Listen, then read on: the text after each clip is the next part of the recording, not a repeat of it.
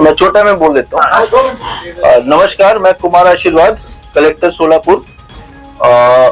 29 नवंबर 2024 को मार्शरस तालुका के मार्करवाड़ी गांव में वहां के गांव के कुछ नागरिकों ने टेस्ट वोट एग्जिट पोल करने का एक निर्णय लिया था। उन्होंने निवेदन किया था, उसको हमने नकारा है।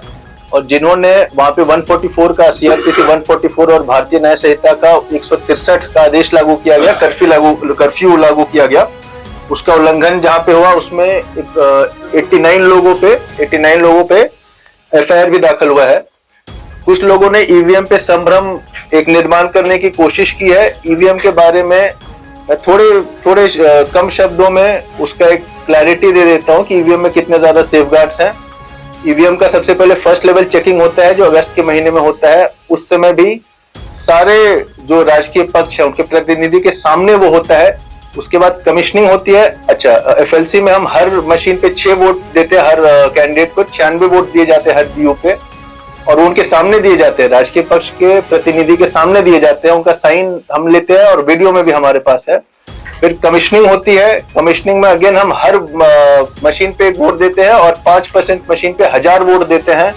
वो भी राजकीय पक्ष के प्रतिनिधि के सामने होती है। उन्हें हम प्रोत्साहित करते हैं कि आप खुद बटन दबा के वोट दीजिए और देखिए कि सब सही से आ रहा है कि नहीं।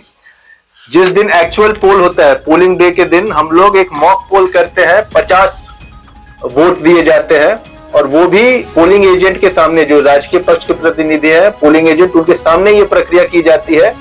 और मार्करवाड़ी में 3 बूथ है, बूथ नंबर 96, 97, 98। वहां पे जिन लोगों ने आक्षेप लिया है, जिस उम्मीदवार ने आक्षेप लिया है, उनके भी प्रतिनिधि थे। उन्होंने भी मॉक पोल सर्टिफिकेट पे उनका साइन है कि मॉक पोल में जिस आदमी को वोट दिया गया उतने ही वोट आए थे। ईवीएम में जो टेक्निकल एस्पेक्ट अगर आप देखेंगे तो इसमें कोई इंटरनेट कनेक्टिविटी नहीं है, ब्लूटूथ कनेक्टिविटी नहीं है, इसमें एक्सटर्नल पोर्ट नहीं है, इसमें वायरलेस कनेक्टिविटी नहीं है, तो हैकिंग का कोई प्रश्न उठता ही नहीं है। इलेक्ट्रोमैग्नेटिक शील्डिंग इसमें रहती है, इसलिए इलेक्ट्रोमैग्नेटिक पल्स से इसमें इंटरफेरेंस नहीं किया जा सकता है। इसका जो माइक्रो कंट्रोलर चिप है वो एक टाइम प्रोग्रामेबल है, एक ही टाइम आप उसमें प्रोग्राम लिख सकते हैं और उसके बाद उसमें आप प्रोग्राम चेंज नहीं कर सकते हैं। सो अगर मॉक पोल में, एक्चुअल पोल के दिन जो हम 50 वोट की मॉक पोल लेते हैं, अगर कुछ गड़बड़ होता है तो उसी समय गड़बड़ आता है, उसके बाद कैसे गड़बड़ आता है? मॉक पोल में सब कुछ सही आया, फिर अचानक से क्या जादू हो गया कि एक्चुअल पोल में गड़बड़ आने लगा। इसलिए हर प्रोसेस पे, हर स्टेप पे लोग, जो प्रतिनिधि हैं, राजकीय पक्ष के प्रतिनिधि को हम इन्वॉल्व करते हैं। स्टार्टिंग से एंड तक उनके सामने सब कुछ होता है, जो हमारे पास वीडियो में है, जिनका हमारे पास साइन है। और टेक्निकल एस्पेक्ट के बारे में भी मैंने आपको जानकारी दी है। लास्ट में मार्करवाड़ी में जो टेस्ट पोल का जो उन्होंने प्रयोग जो करना चाह रहे थे, जो हमने होने नहीं दिया, उसमें हमने इतनी 89 लोगों पे एफआईआर किया है। इतनी कड़क कार्रवाई हमने क्यों की?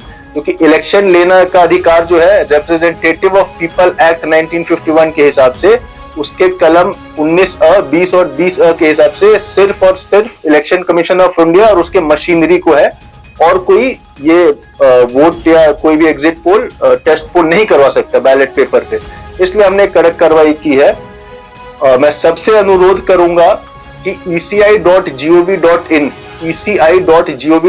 पे आप अगर फ्रीक्वेंटली आस्क्ड क्वेश्चन के सेक्शन में जाएंगे तो हर एक उत्तर, ईवीएम के बारे में जो भी आपके मन में प्रश्न होंगे, वो हर एक प्रश्न का उत्तर बहुत ही सफाई से, बहुत ही सरल भाषा में वहां दिया हुआ है। तो मेरी सबसे विनंती होगी कि पहले आप वो चीजों को पढ़े, उस वेबसाइट को विजिट करें और उसके बाद ईवीएम के बारे में अपना मत बनाएं। किसी भी गलत अफवाह का शिकार ना हो।